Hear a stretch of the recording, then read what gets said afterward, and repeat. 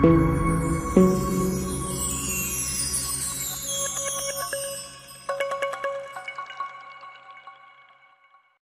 everyone, welcome to a class of 11th account. Our topic is depreciation. Today we are going to solve question number 4 with problem solution. Question number 1, 2, 3 and 3 extra sum and introduction. Please check the I button and below the description you can watch all the videos as well as our previous topic bank reconciliation statement. ठीक है, तो चलते हैं question number 4 की तरफ. On 1st Jan 2015, Triveni Trader Raigad purchased a plant of 12,000 and installation charges being 3,000. तो 1 जनवरी को एसेस परचेज किया गया है, प्लांट नाम है उसका, और 12,000 की ओरिजिनल वैल्यू है और उस पर इंस्टॉलेशन चार्जेस या एक्स्ट्रा कोई भी चार्जेस हो वो हमेशा आपको प्लस करना होता है. तो that means the value of the asset is 15,000. Now on 1 जुलाई 16, अभी अब सेकेंड ईयर है यार, अनदर प्लांट, एक और प्लांट आया, वॉज परचेज फॉर 25,000. यानी ये हो गया आपका asset number 2. On 1st April 17, another plant was purchased for 27,000. Wages paid for installation amounted rupees 2,000. Carriage paid for the plant amounted rupees 1,000. अब एसेट नंबर 3 हो रहा है बच्चों, और 3 में भी देखो एक्स्ट्रा खर्चा है. 27 ओरिजिनल वैल्यू है प्लस इंस्टॉलेशन चार्ज 2,000 है, कैरेज है 1,000. तो आपको तीनों प्लस करना है, तो it comes to 30,000. Show planned account and depreciation account up to 31st March 18. Assuming that the rate of depreciation is 10% per annum under straight line method. Method straight line हो, fixed installment method हो या original cost method हो, यानी depreciation amount will remain same for every year. और एक चीज़ है यहाँ पे उन्होंने मार्च 18 तक मांगा और आपको 15 से शुरू करना है. यानी 15 तो पहला साल खत्म होगा, फिर 16, 17, फिर 17, 18. ठीक है, तो साल आपको समझना पड़ेगा. तो ये लाइन ड्रॉ कर लेते हो साल के लिए. और रेट ऑफ डेप्रिसिएशन आपको 10% है. आपको समझ में आ गया, आपका 3 एसेट्स है, एसेट्स 1, एसेट्स 2 और एसेट 3. तो पहले लाइन ड्रॉ करके डेट समझ लेते हैं. तो आपका पहला एसेट सारा 1 जनवरी 15 को परचेज किया आपने, एसेट नंबर 1 नाम देते हैं इसको. और पहला साल ख़त्म तो ऑब्वियसली हमेशा डेप्रिसिएशन और लास्ट ईयर एंड डेट होता है आपका 31 मार्च. तो आप देखेंगे बच्चों यहाँ पे जनवरी से मार्च यानी 3 महीना. तो आपका एसेट नंबर 1 यूज हो रहा है 3 महीना. 3 महीना यूज क्यों बोल रहा हूँ, क्योंकि आपको एंड में क्या निकालना है, depreciation. Now we will see the second year. Second year will start from 1 April 15 और खत्म होगा 31 मार्च 16 को. और बच्चों आपका जो एसेट नंबर 2 है उसका डेट है 1 जुलाई 16. 1 जुलाई 16 यानी मार्च के बाद आएगा. तो ये समझ में आ गया कि भाई ये एसेट जो है वो थर्ड ईयर में आ रहा है. तो सेकेंड ईयर में कोई इन्फॉर्मेशन नहीं है. तो सेकेंड ईयर में यही समझना है कि भाई एसेट 1 यहाँ तक आया डेप्रीसिएशन और एसेट 1 का बैलेंस यहाँ कैरी फॉरवर्ड हो जाएगा एसेट 1 का. और फिर इसी एसेट्स को 12 महीने का डेप्रीसिएशन निकालना है आपको एट द ईयर एंड. इस चीज़ को आपको समझना है. डेट डालेंगे, बैलेंस लिखेंगे तो आपको समझ में आएगा.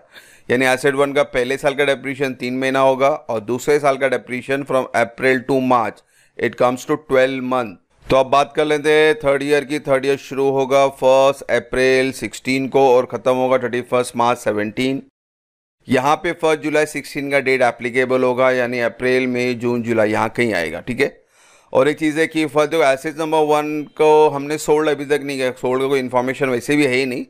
आपको चेक करना है क्योंकि देखो एसेट 1 यहाँ पे डेप्रीशिएशन होके इसका बैलेंस आएगा. वो बैलेंस को आपको थर्ड ईयर में भी कैरी फॉरवर्ड करना है, आपको उसको समझना है. फिर हम ये जुलाई 16 यहाँ कहीं डेट डाल देते हैं. 1 जुलाई 16 क्या किया आपने, परचेज किया, एसेट नंबर 2 परचेज किया. और एसेट नंबर 2 का कैलकुलेशन जो डेप्रीशिएशन का हमारा मेन मकसद है, वो मकसद है कि आपको डेप्रीशिएशन निकालना है. तो ईयर एंड में डेप्रीशिएशन आएगा. 1 का तो हेडेक ही नहीं है. 1 तो अप्रैल से लेके मार्च तक जाने वाला है, यानी 12 महीने का डेप्रीशिएशन है. बट एसेट नंबर 2 तो जुलाई से स्टार्ट हुआ, तो आप जुलाई से काउंट करें मार्च तक, तो इट कम्स टू 9 मंथ. तो आपको डेप्रीशिएशन जो प्रोवाइड करना है एंड में, याद रखें एसेट 1 पे 12 महीना, एसेट 2 पे 9 महीना. अब बात करते हैं फोर्थ ईयर की, क्योंकि अब 31 मार्च 18 तक जाना है. तो 18 यानी ऑब्वियसली वो आपका फोर्थ ईयर में जाके ख़त्म होगा. तो ये सब में आपको 4 साल का लेजर भी पूछा है, डेप्रीशिएशन अकाउंट, और आपको प्लांट अकाउंट भी बनाना है 4 साल के लिए. एनीहाउ 1 और 2 को थर्ड ईयर में डेप्रीशिएशन निकाल के बैलेंस ले लेते हैं हम लोग, क्योंकि ओपनिंग बैलेंस आता है हमेशा 1 और 2 एज इट इज़ रहा. और फिर अब आप डेट देखेंगे 1 अप्रैल 17 जो एसेट नंबर 3 की डेट थी वो यहाँ पे फिट हो रही है, यानी आपका 4th ईयर में परचेस 3 हो रहा है एसेट नंबर 3। और ये तो पूरा 12 महीने है तो हेडेक ही नहीं, यानी 1 2 3 पूरा का पूरा 12 महीना यूज़ कर रहे हैं। और 12 महीना यूज़ करने के बाद इसका डेप्रीशिएशन आएगा आपका एट द ईयर एंड 31 मार्च 18। तो ये लाइन से ना आपको डेट वगैरह क्लियर आइडिया आ जाता है कि वो कौन सा एसेट बचा है नहीं बचा है। सोल्ड होता है तो सोल्ड करके हम माइनस कर लेते हैं। यानी ये वर्किंग नोट होप तो समझ में आ रहेगा, 4 साल बनाना है हम लोग को। अभी हमारा मेन डेप्रीशिएशन का वर्किंग नोट बनाने से पहले रफ में, क्योंकि SLM मेथड है तो रफ में एक काम करने का हमेशा कि ओरिजिनल वैल्यू पे आपको डेप्रीशिएशन निकाल के रखना 12 महीने के लिए। जैसे एसेट नंबर 1 का ओरिजिनल वैल्यू है 15,000, तो मैं क्या करता हूँ डेप्रीशिएशन फॉर 12 में निकाल के रखता हूँ। एसेट नंबर 1 15,000 पे 1,500 10% आ गया। एसेट नंबर 2 25,000 है, इस पे भी 10% 2,500। और एसेट नंबर 3 टोटल बताया था मैंने 30,000, तो 30,000 पे 10% कम्स टू 3,000। तो ये जो डेप्रीशिएशन फिगर आया 1,500 2,500 3,000 इट इज़ फॉर 12 मंथ। इसको रखने का कैलकुलेशन हमारे वर्किंग नोट में बहुत काम आता है। यानी अब हम एक्चुअल वर्किंग नोट ड्रॉ करते हैं हमारा। तो particular date, plant 1 2 3 and total depreciation, तीनों का डेट डाला मैंने ऑलरेडी। 1 जनवरी फर्स्ट एसेट, 1 जुलाई सेकेंड एसेट और 1 अप्रैल third asset. Date wise calculation करना है। पहला ईयर में आपको अब लाइन देखना है। लाइन में पहला एसेस यहाँ आया है, कॉस्ट 1 जनवरी को है 15,000, ठीक है। आपको 12,000 नहीं लिखना है बच्चों, प्लस करना है। और फर्स्ट ईयर में और कोई एसेट नहीं है तो आप डायरेक्टली क्या करेंगे, डेप्रीशिएशन निकालेंगे। अब बच्चों आपको डेप्रीशिएशन एसेट नंबर 1 पे निकालना है। मैंने 1,500 बताया था 12 महीने के लिए, मगर पहले साल तो ये 3 महीना यूज़ हो रहा है, तो आपको 1,500 12 महीने को कन्वर्ट करना पड़ेगा 3 महीने में। तो 1,500 into 3 divide by 12 comes to 375। और डेप्रीशिएशन का डेट क्या है 31 मार्च 15, यहाँ डेट लिखे, अमाउंट लिखे, यानी पहले साल का और कोई तो एसेट्स है ही नहीं, यानी टोटल डेप्रीशिएशन भी आपका कितना रहा 375। टोटल डेप्रीशिएशन ये कॉलम हमारे लिए वर्किंग नोट का इंपॉर्टेंट है, क्योंकि ये कॉलम के बेस पे हम पूरा लेजर में एंट्री पास करते हैं। तो हम टोटल देखते हैं, वही फिगर लिख देते हैं डेप्रीशिएशन का। एनीहाउ इसको माइनस कर लेते हैं, लेस लिखा है, WDV निकाल लेते हैं 14,625 WD for the second year. तो ये बैलेंस लिखा ना परचेज एसेट नंबर 1 आपका 1 अप्रैल को, तो ये फिगर है 14,625 का। अब सेकेंड ईयर में आ गए। सेकेंड ईयर में बच्चों देखो लाइन पे आ जाए वापस से, कोई भी एंट्री नहीं है, खाली एसेस 1 है और ये 1 अप्रैल से मार्च यानी 12 महीना। तो आपको डायरेक्टली यहाँ डेप्रीशिएशन निकालना है। 12 महीने का तो ऑलरेडी निकाला 1,500, तो आप डायरेक्ट लिखें, डेट याद है कि 31 मार्च 2016। और सेकेंड ईयर में कोई एसेट नहीं था, यानी टोटल डेप्रीशिएशन फिगर भी कितना बना आपको 1,500। अब इसको भी माइनस करते हैं, 14 से 1,500 it comes to 13,125 and it will be the opening balance for the third year 1 April 16। अब थर्ड ईयर में आ गए हैं, तो थर्ड ईयर में बच्चों हमने एसेट नंबर 2 परचेज किया था। तो एसेट नंबर 2 कितने में परचेज किया था 25,000 में, तो उसका फिगर लिख लेते हैं पहले 25,000। अब डेप्रीशिएशन निकालना है। एसेट्स नंबर 1 जो थर्ड ईयर में है वो अप्रैल से मार्च यानी 12 महीने का, तो हेडेक नहीं है, तो 1,500 डायरेक्ट माइनस क्लिक करेंगे हम डेप्रीसिएशन। मगर एसेट नंबर 2 जुलाई से शुरू हुआ, यानी ये साल में इसको हमने 9 महीना यूज़ किया। और एसेट नंबर 2 का डेप्रीशिएशन फिगर बताया था मैंने 2,500, but it is for 12 month, तो we have to convert it for 9 month. तो 2,500 इंटू 9/12 करना है, 1875 इसका फिगर आ गया 1875। ठीक है, लाइन ड्रॉ करेंगे तो आपको डेट वगैरह इजीली कैलकुलेट समझ में आएगा। और ये 12 महीना सेपरेटली आप निकाल के रखो, तो इसके लिए हमारा कैलकुलेशन और सिंपल हो जाता है। एनीहाउ डेप्रीशिएशन आ गया है और कोई एंट्री है ही नहीं, तो पहले टोटल डेप्रीशिएशन करता हूँ मैं 1,500 प्लस 1875, तो टोटल डेप्रीशिएशन कम्स टू 3,375। अब इनको माइनस भी करके WDV ले लेते हैं इनका। अब हम WDV निकाल लिए हैं फोर्थ ईयर का, ओपनिंग बैलेंस आ गया। फोर्थ ईयर में एक और एसेट आया था, एसेट नंबर 3। एसेट नंबर 3 कितने में खरीदा था 30,000, वो फिगर लिखेंगे पहला, और अब डेप्रीशिएशन प्रोवाइड करेंगे। अब बच्चों एसेट 1 2 3 जो भी है इनका स्टार्टिंग पॉइंट है अप्रैल और डेप्रीशिएशन का लास्ट पॉइंट होता है 31 मार्च। तो आप देखेंगे तीनों एसेट्स को आपने 12 महीने यूज़ किया, और 12 महीने का तो डेप्रीशिएशन मैंने ऑलरेडी निकाला 1,500 2,500 3,000। तो सिंपली यहाँ पे लेस करेंगे, डेट याद रखें 31 मार्च 18। और फिर इनका पहले टोटल कर लेते 3 4 5 6 7,000 आपका टोटल डेप्रीशिएशन आ गया, और माइनस करके WDV भी ले लेते हैं। तो इस तरह से हमने वर्किंग नोट ड्रॉ कर लिया। ये टेबल हमारे लिए इंपॉर्टेंट है, और टेबल के अंदर ये लास्ट कॉलम इंपॉर्टेंट है, क्योंकि जब हम लेजर बनाएंगे तो उसके अंदर ये लास्ट कॉलम का फिगर लिखेंगे एज अ डेप्रीसिएशन। तो होप सो आपको कैलकुलेशन समझ में आया होगा। तो अब चलते हैं लेजर ड्रॉ करते हैं। पहले प्लांट अकाउंट बनाएंगे, उसके बाद डेप्रीशिएशन अकाउंट बनाएंगे। तो फॉर्मेट रेडी है, वर्किंग नोट यहाँ लिखा है हमने। तो फॉर्मेट में सबसे पहले आपका कॉस्ट यानी परचेज किया था 15,000 का 1 जनवरी 2015।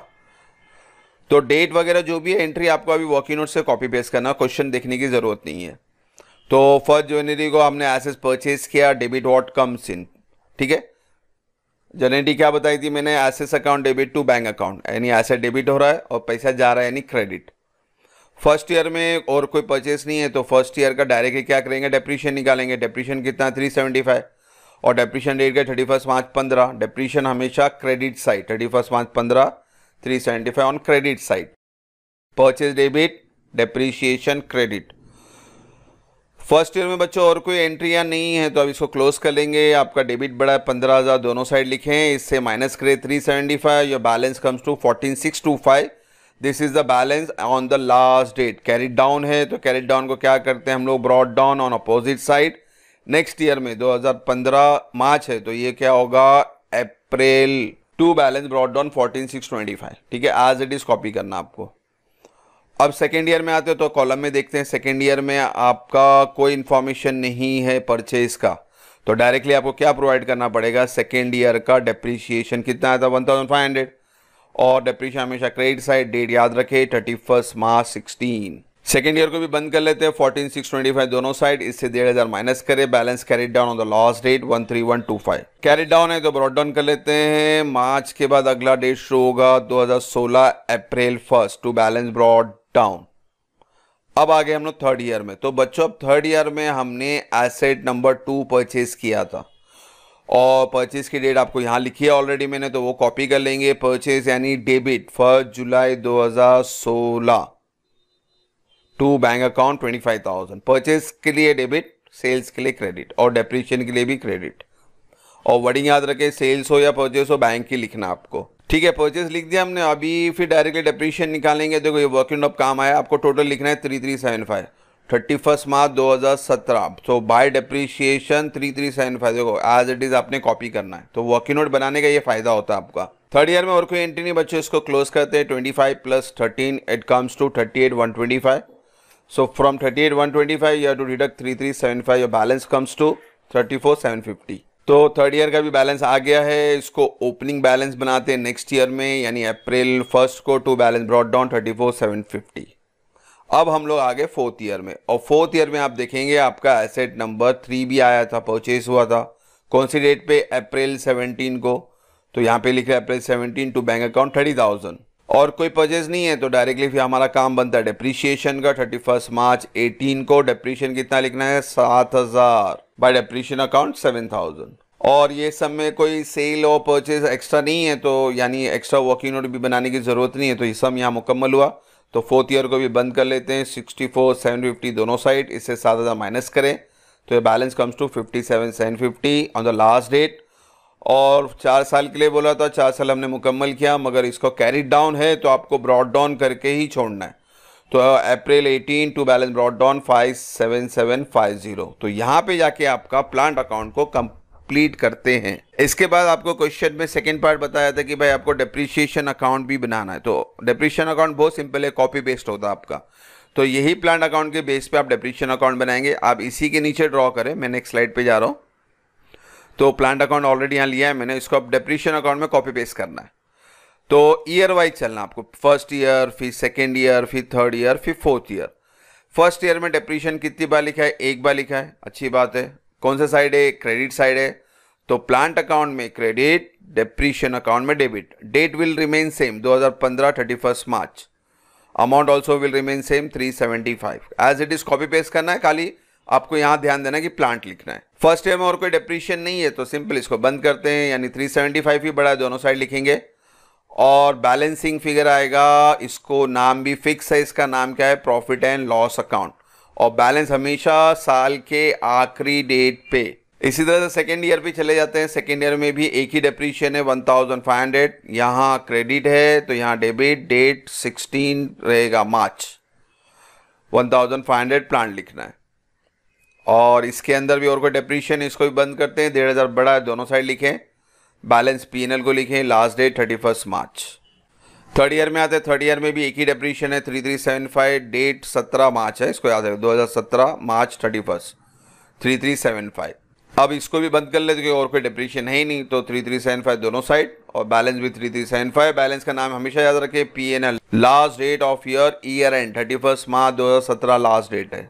अब चलते हैं फोर्थ ईयर में बच्चों। फोर्थ ईयर में भी एक ही डेप्रीशिएशन है, यहाँ क्रेडिट है, यहाँ debit, date 2018 March 31 to plant account 7000 और कोई एंट्री नहीं, इसको भी बंद करें। 7000 दोनों साइड लिखें, बैलेंसिंग फिगर को बाय P&L अकाउंट 7000। तो इस तरह से हमने देखो प्लांट अकाउंट भी बनाया, डेप्रीशिएशन अकाउंट बनाया, ये पहला समझा जिसके अंदर 4 अकाउंट दिए गए। तो होप सो बच्चों कोई डाउट नहीं होगा। इंशाल्लाह नेक्स्ट वीडियो में जल्दी मिलेंगे। Thank you for watching the video. God bless you.